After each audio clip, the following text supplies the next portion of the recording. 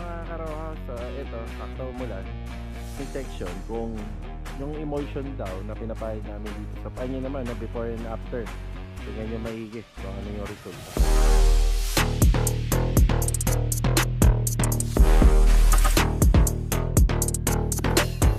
Ito po muna yung update sa mga nagawa at naganap ngayong araw.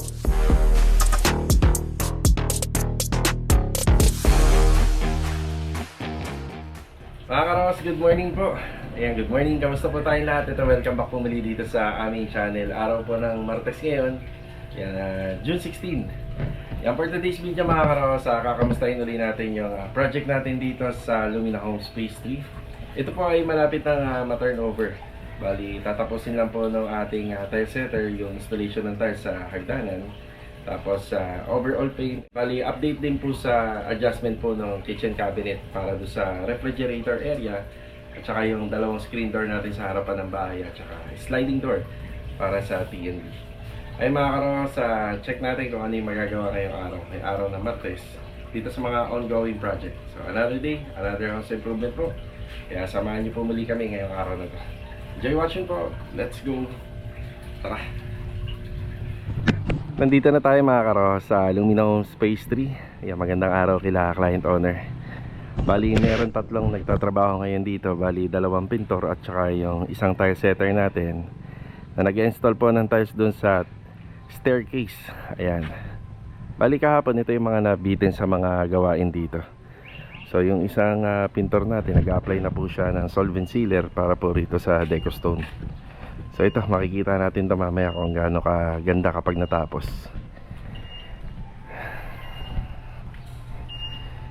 Tapos yung mga screen door, bali ngayong araw, pero humingi muna kami ng konting palugit pa kila pare, sa kumpare natin kasi kita nyo, hindi pa po tapos pinturahan yung hamban nito, pati yung pintuan.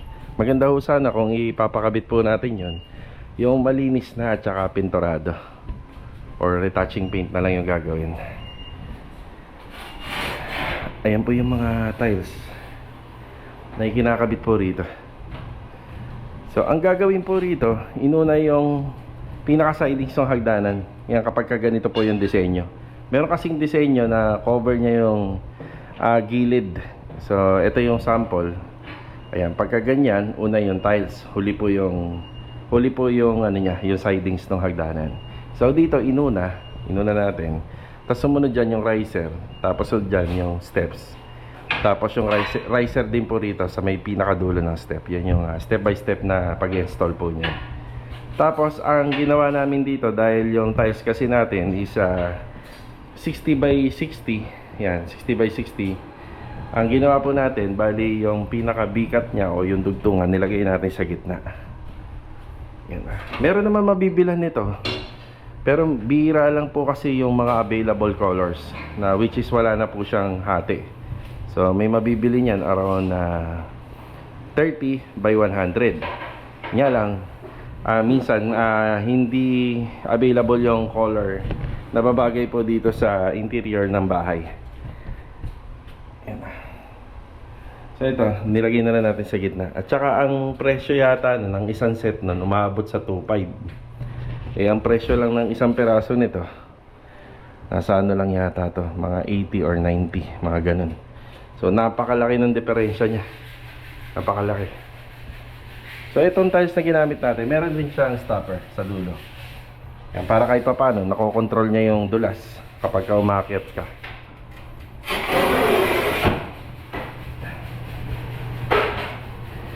Ito, kapag lagay na tayo ng outlet dito. Tapos yung preparasyon nito sa pinto, hamba, dito sa may corner door, yan, inuumpisahan na. Tapos mamayang hapon, yan, kinausap natin yung installer ng mga aluminum na yung adjustment nito, hapon gagawin. Tapos yung installation po ng screen door, dalawa, hapon na lang din po gagawin. Oo, mga bandang hapon, no, kuya?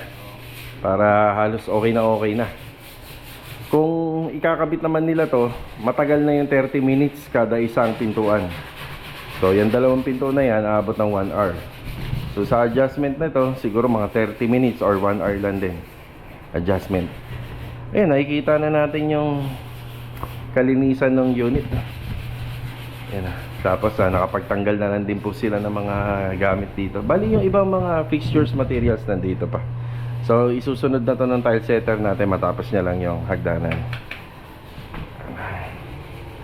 So ito naman, kapag naikabit niya po yung mga tiles sa mga steps, kinabukasan pwede na pong apakan. Tapos yung sa riser nga pala, ito yung sa riser. Yan dito. Meron pa pala kaming nakita na Pioneer non-sag epoxy. So may nabili na pala kami dati dito. So ito po yung ginagamit namin, Pioneer non-sag epoxy. So paghahaluin natin yung component niyan, kung ano yung A, ganun din yung B, ganun din karami, saka natin i-apply po rito.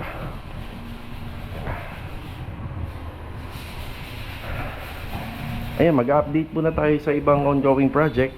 Tapos kukunin ko nga po pala yung pintuan na gagamitin natin dun sa phase 5. Yan, phase 5 project natin.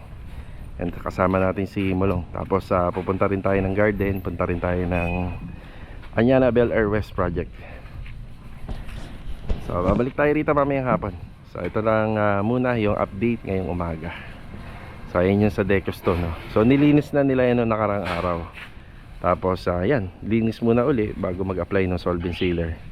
2 litro nga lang po pala yung binili ko rito. So according naman po dun sa mag-a-apply, okay na yata yung 2 litro. Pwede na. Biglang humabol si Louie. Oo nga, nakakalimutan ko na kailangan niya pala ng isang bag ng semento at saka 6 na bag ng bistay na buhangin. Yan, para dun sa installation ng tile sa landing area. Yung packet ng hagdan, meron kayong unang makikitang concrete cement doon. So ang tawag doon is yung pinaka landing. Tapos meron pala tayong hindi inaasahan na yung isang kasama pala natin ay 1 linggo nang iniinda yung sakit niya sa ngipin. Ayan, siguro nahihiya lang magsabi, pero napansin kasi natin na parang nahihirapan siya magtrabaho. Ngayon talaga, ganun talaga mga karos, kapag may sakit ka sa pag masakit ang ipin mo, sobrang hirap po talagang magtrabaho. Kahit nga matulog, mahirap. Yan, kahit nagpapahinga ka na. Yan, ngayon, tingnan natin kung makapagpa-appointment tayo ng biglaan or makakita tayo ng dental clinic na rito na tumatanggap kagad ng walk-in, kasi dapat yung first schedule. So tinanong ko naman yung tao, sabi niya hindi na daw masyadong masakit ngayon. So hindi na masakit daw talaga. So kahapon talaga medyo masakit, na inuman niyang gamot. Hindi ko kasi natin, sa pagkakaalam ko, hindi po kasi natin pwedeng bunutin ng ngipin kapag ito ay namamaga at ito ay sumasakit. Yan, okay naman, tinanong ko siya, kaya sabi ko pabunot na natin yan para hindi na abala sa trabaho. Kasi pangit po talaga trabaho na may masakit sa'yo, o kaya masama ang pakiramdam mo. Sabi ko naman sa kanila, wag maglilihim sa akin kung may masakit. So ayun, yan, dito muna tayo sa hardware. So sana merong walk-in ngayon sa dental clinic. Yan, masamahan natin yung kasama natin. Yan. Semento te, 1 bag, tsaka 6 na bag ng buhangin, na bistay na buhangin po. Ito na yung semento tsaka 6 na bistay na buhangin. Yan, dadaling ko muna to sa phase 3, babalik tayo ron. Tapos dediretso tayo sa Garden Premier Project. Okay, nakabalik na ulit tayo rito. Yan, semento at saka yung bistay na buhangin lang. Yung semento pala nasa 40 kilo po yan. Yung 40 kilo yung mga semento.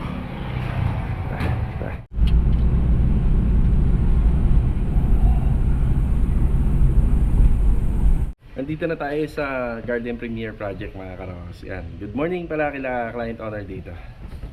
Ang ganda ng weather natin ngayon, no? Diba? Bali rito mga karos, may 3 gumagawa. So 1 installer, tapos 2 pintor. Siguro itong week na to, sa susunod na week madadagdagan na yung bilang nila rito. Bali matapos lang ng tile setter natin yung installation po dun sa tiles, yung staircase dun sa project sa phase 3. Yung 2 pintor natin na makakalipat na rin dito.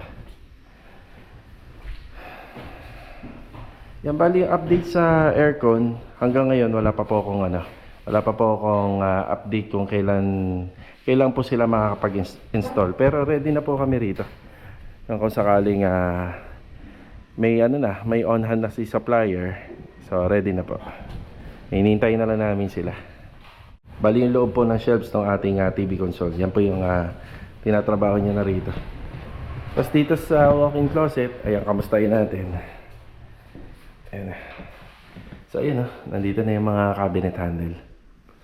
So ito na po yung pinaka-disenyo niya. Meron pa lang kulang dito na pintuan na hindi pa po napipinturahan. Ayun, nandun pa. Nasa preparasyon pa lang. Ayan, bali itong mga cabinet handle po, binili ko po ito sa Wilcon. Ayan na. Ayan na, sa Wilcon po natin ito binili. Ayan. Tapos yung mga maliliit na pintuan, mas maliit na lang na detalye ng cabinet handle yung ginamit. Pero pag dito, yan. Ang isang sekreto para maging maganda po yung itsura ng mga pintuan ng cabinet, dapat nasa alignment po yung mga installation ng handle. So kasi kapag merong dyan nalihis ng konti, hindi na po siya maganda tingnan. Yan, dapat merong guide.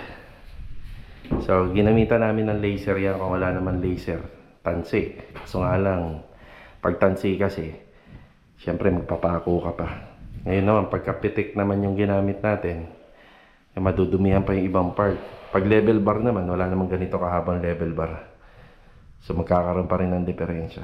So, mainam talaga na merong laser. Diba?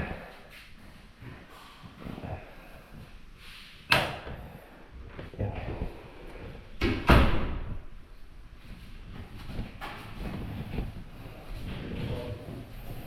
Kailangan ka, Kuya Rigor? Wala naman. Yung pencil brush pala, may dala ako. Papiliin na lang kita. Sige.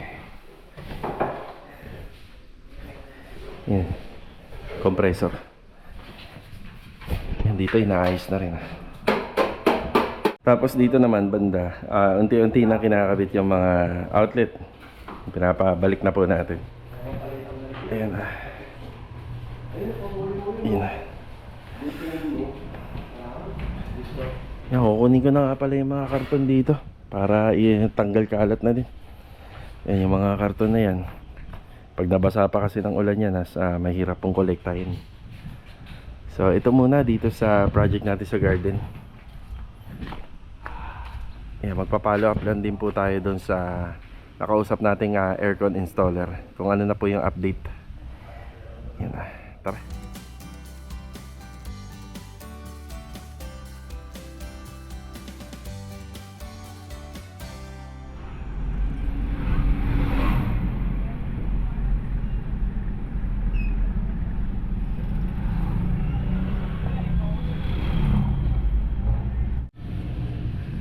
Bali mga karawas, nandito na tayo sa Anyana Bel Air West project.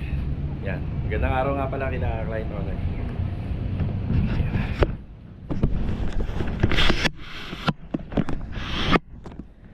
Ayan, bali may 6 na tao pa rin po ang gumagawa rito ngayon. So meron tayong 2 mason, tapos 2 helper, installer, at saka meron din po tayong electrician. Yan, sila yung nagtatrabaho dito.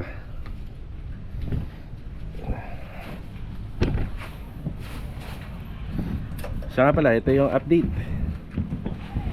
Yan na. Sige. Yan, ito po yung tinatrabaho nila rito. Nabaklas na yung concrete canopy, no, sa baba. So ayan, ito po yung long span na dumating kahapon. So ang sukat nito ay sa 5 feet.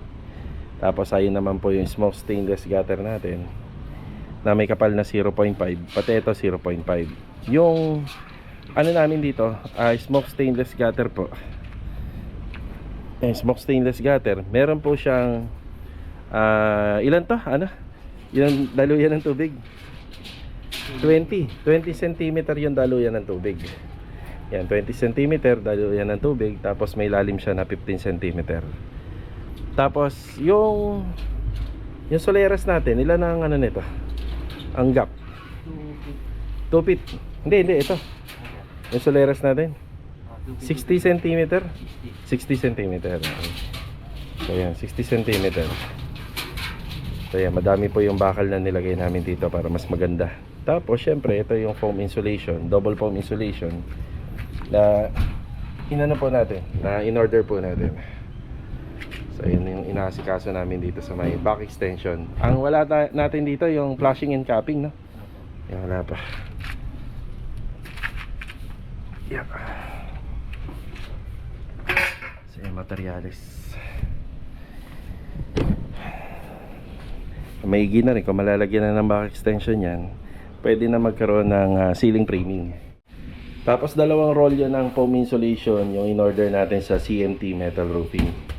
So yung dalawa yan. Tapos yung isa, ayan, nababawasan na para dun sa back extension. Tapos yung iba naman po rito para naman dito sa taas pag nirenovate na namin tong kisame.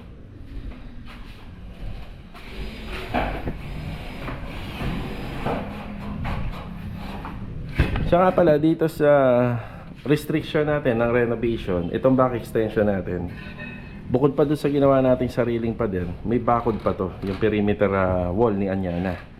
So ang likod po nito, dito na po yan sa may barangay. Ayan, barangay mismo yung likod niyan. So bawal na po tayo dyan maglagay ng bintana, bawal tayo maglagay ng pintuan. Ganoon din sa side, bawal din, pati dito. So dito sa gilid, tapos dito naman sa gilid, yan pwede kasi sakop na yan ng ating extension. So doon maglalagay nga tayo ng sliding doon. Yun.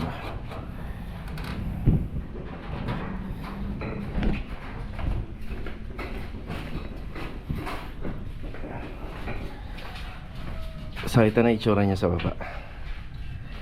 Yan, tapos yung dito sa ilalim ng gutter, maglalagay pa po kami ng dyan, ng angle bar. Yan, mag-angle bar pa tayo dyan, kagaya ng ginawa namin dito, tsaka doon sa gilid. Ang kagaya rin dito, lalagay tayo angle bar. So simula po rito, so isa lang po yung downspout nito, kasi kahit inside gutter siya, safe naman yung downspout natin, nandun po nakalagay. So kahit inside gutter, bali kaya medyo malapad po yung gutter natin kasi kita nyo mahaba, 6 meters to. Pero yung i-absorb na tubig nito, ito lang naman. So 2 meter by 6 meter lang naman, tapos may canopy pa. So hindi ganun kadami yung volume ng tubig na i-absorb nito. Kumbaga yung gutter nga natin, kumbaga sa plano, oversize mas maganda. Oversize na po yan para rito, para mas safe. So ang takbo ng tubig niya doon nasa dulo. Wala na yung canopy, tinanggal na.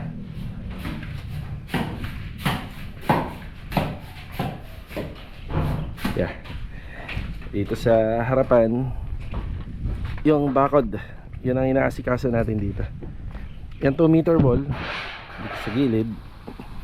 At ito na nga po pala yung binigay ni pare, yung installer natin ng glass and aluminum. So ayan na yun, baro. Saktong sakto ba kuya? May tulis lang siya sa gitna. Oo, may tulis. Ingat na lang doon. Ito, 2 metro yung minimum height na required dito. Tsaka dun sa kabila. Yan, tapos dito sa cladding na to, mapapansin nyo, maliit na lang to. Nasa 30 cm na lang. So 5 poste yung makikita natin. So 1, 2. Ito nga pala, itong poste na to, yan, tataasan pa po yan. Yan, magkakaroon siya ng concrete canopy. Yan dito, yung pinaka entrance nya. Tapos yung mga nakauslipan na bakal na yan, yan puputulin na lang po yan pati dito. So kung matatanong nyo, ito kasing sukat naman siya ng pader, ba't hindi na isinagad? So bawal po yan. So hanggang 150 lang po siya rito. Yan po yung update. Yan, may mga deliver na dumating kahapon. Yung gutter, yung bubong, yung insulation, yung tech screw. So ayan na po yun, andyan na.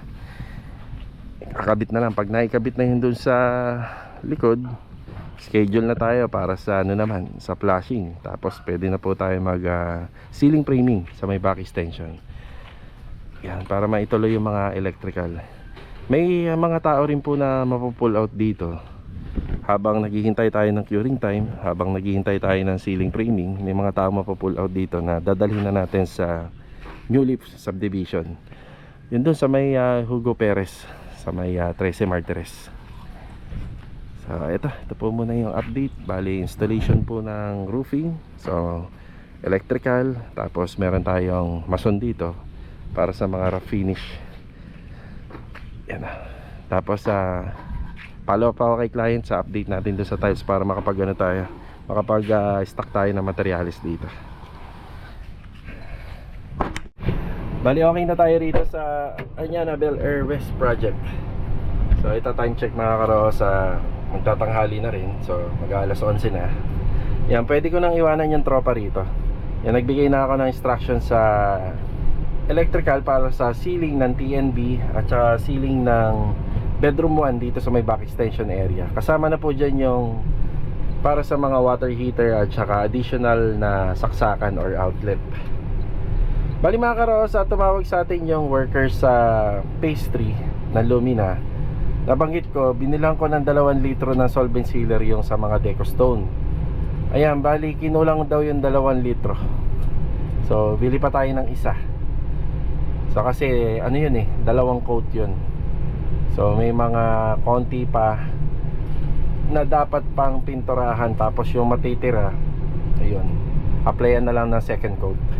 Pag second coating naman, hindi na magastos yung sa solvent sealer. Kumbaga manipis na lang po yan pagka second coat. Yan, pupunta muna ako ng OBC. Tapos hindi ko na po makukuha ngayong umaga yung pintuan doon sa JKJ Tile Center, dahil aabutin na tayo ng traffic pag ganito kasi matraffic na.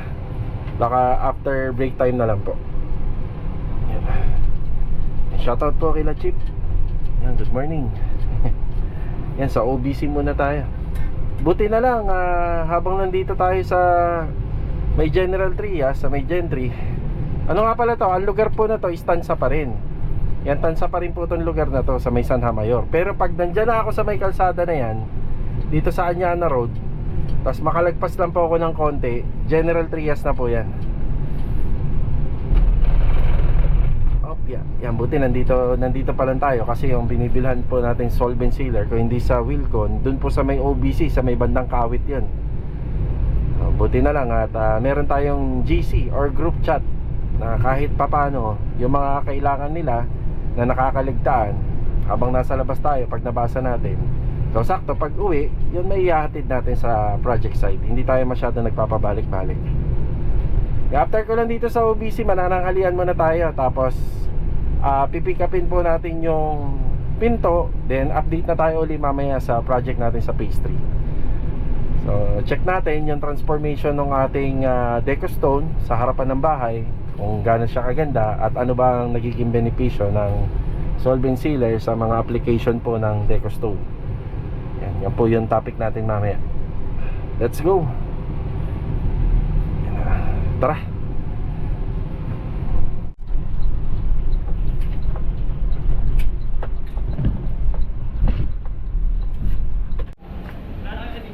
Ito lang, okay na to. Ito yun, thank you. Okay na tayo rito, ito lang naman.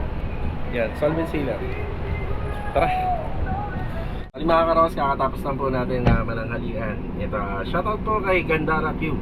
Tsaka pinapa-shoutout niya yung pogi niyang asawa ni si Engineer Dennis Aguirre. Yan, God bless, ingat palagi.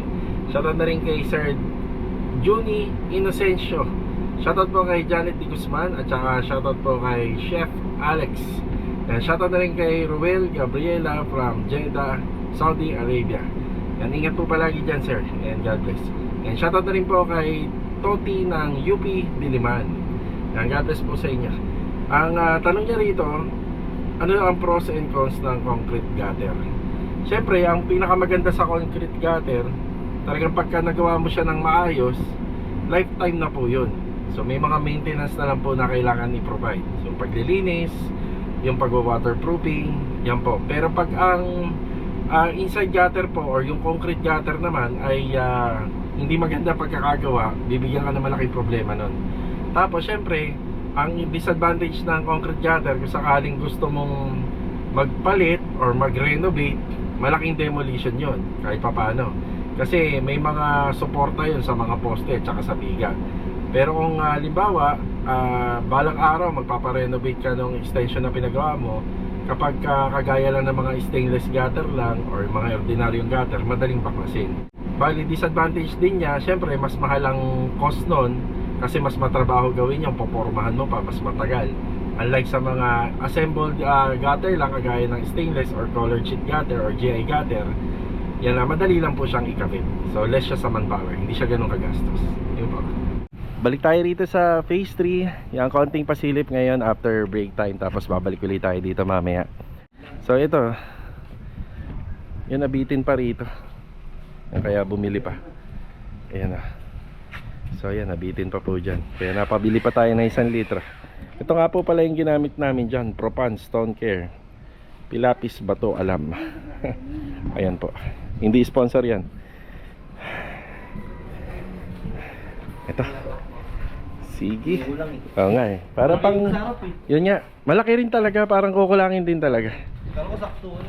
Merong nagtanong pala nito kung tungkol sa emulsion, kung pwede rin ipahid sa Decostone. Mamaya sasagutin din natin yan. At kung bakit yun din po yung ginagamit natin para po rito. Kaya mamaya magbibigay tayo ng idea. Ang ganda na, no? Tignan nyo yung itsura kanina, oh. Ito yun, medyo malabo pa siya, medyo patay pa yung kulay niya. Pero nung napahiran, tignan nyo, lumabas po yung ganda niya, lumitaw. Baga buhay na buhay, diba? Ganda, no? Dito rin. Yun, oh, ganda. Ayan, mga karton na galing sa Garden Premier Project. Tsaka yung mga binaklas dun sa pader ng Anyana. Ayan, oh. Dito ko binili sa JKJ yung mga pintuan. Yung mga ganito sa ibang bilihan dito, malalapit dito sa Tansa, nagkakalagay ng ano, mga 5,000 pataas. Pero dito nasa 4,000 plus lang yan. Yan, 90 cm. May isang 90 cm na pinto at saka isang 70 cm. Yan, napagkasunduan namin ni client owner na pati yung sa main door papalitan na. Kasi sira-sira na yung pintuan niya ron, UP na. Ang tinutukoy natin yung sa project natin sa Lumina Homes Phase 5. Yan. Okay na. Yan, bumalik ulit tayo rito sa Lumina Homes Phase 3. Tara, kuya. Ayan. Okay lang to. Ayos na yan? Malaki short eh. Hindi, kasi yan eh, malikabok yan. Okay lang boss, hindi naman ano. Ayun, yung tita mo, nag-aalikabok. Palit ka ron yung malinis. Sa clinic tayo pupunta eh. Sige. Bali, yung tinutukoy ko po kanina, nadadaling ko po sa dental clinic, yung isa sa pinakamatagal na pintor natin dito sa Lienaki Builders. So yan, hindi naman na po namamaga yung sa ngipin niya. Hindi na sumasakit kasi nainuman niya na ng gamot. Tinago sa amin niya to ng mag-iisang linggo. Simula nung nagtatrabaho pala sila rito, kaya pala parang matamlay kasi ano, may iniindan sakit. So mahirap po talaga magtrabaho na may masakit sa katawan natin, lalo na yung ngipin. Napakahirap. Yan, danas ko na po yan. So ngayon, dadalhin po natin siya sa dental clinic. Bali, time check 2:00. Yan, ako naman nagpresenta kasi ayoko sa mga ano namin, mga manggagawa namin na may problema po, may sakit or kaya may dinadala. So kung hanggat maaari, baka kaya natin gawa ng paraan. Bali, yung araw niya rito, syempre pagkatapos niyang bututan, hindi niya pwede magtrabaho. Bali, yung araw niya naman dito, bubuuin na po natin. So ito naman pong kasama nating pintor na to, sobrang maaasahan po to.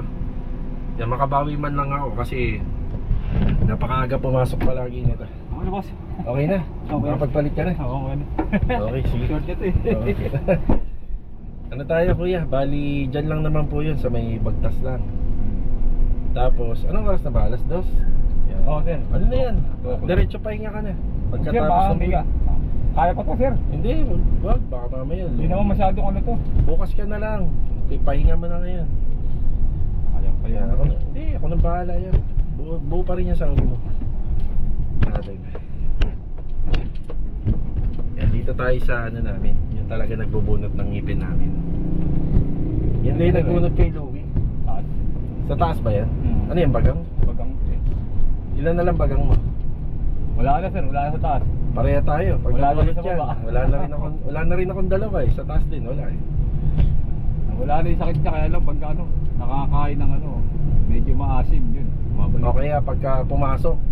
Oo. Pero sabi nga daw nila, kung mabibiyak sa gitna yan, Hindi na daw sasakit yan.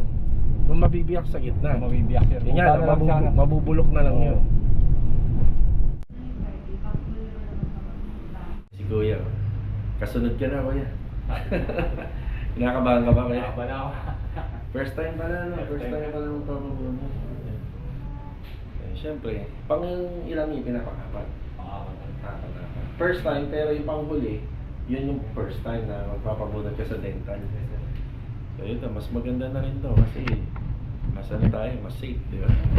Yun ang dental. Armin niya. Dito lang po yan sa may punta. Ano ba ito? Punta uno? Punta uno. Punta uno.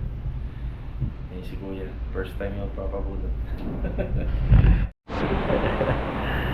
Ayan na. Ando na si Kuya sa loob.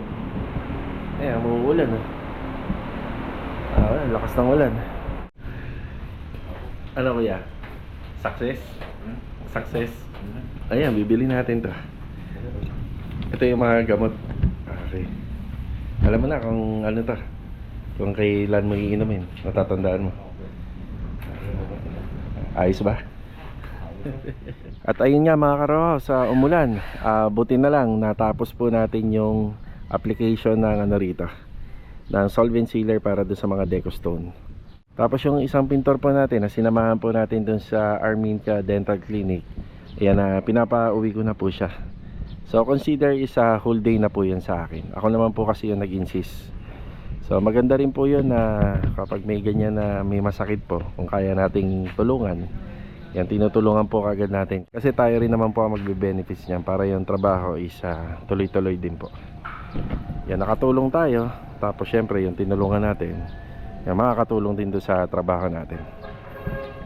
Ayan mga karohaus, eto, sakto umulan.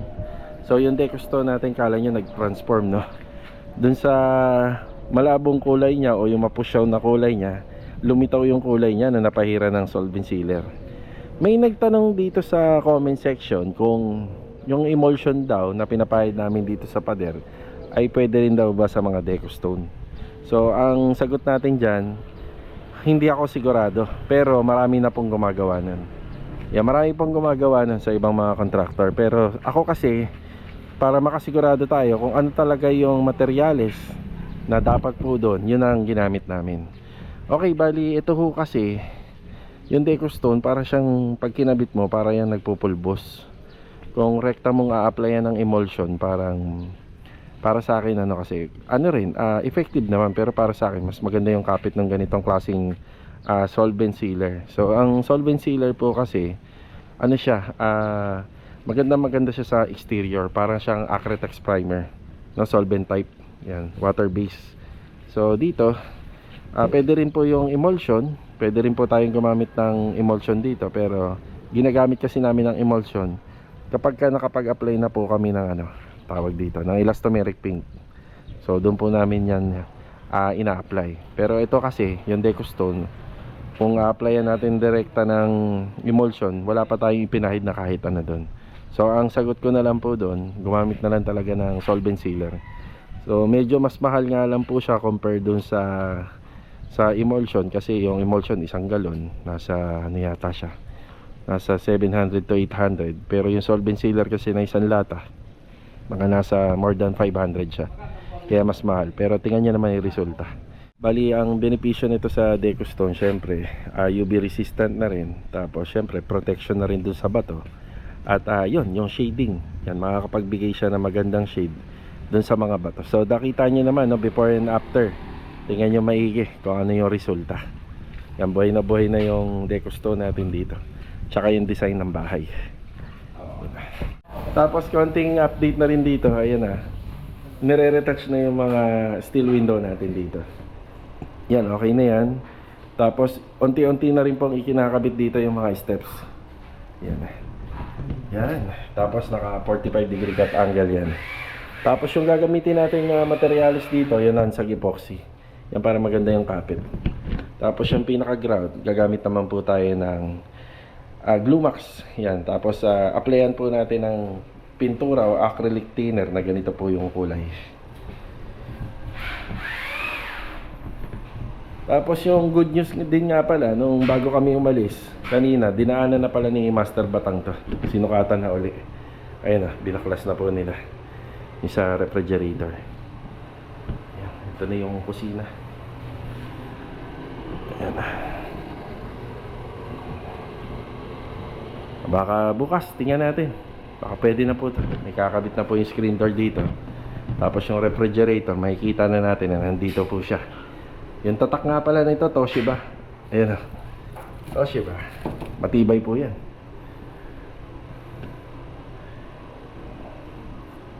Bali mga karos, okay na tayo ngayong araw ng Martes. At ito po muna yung update sa mga nagawa at naganap ngayong araw. So kita-kita na lang po ulit tayo sa susunod na video.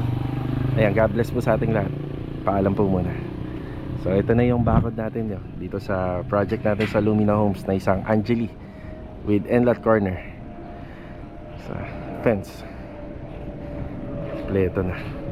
So mga susunod na gagawin dito, retouching na lang tayo, tsaka general cleaning. Ayan, let's go. Tara.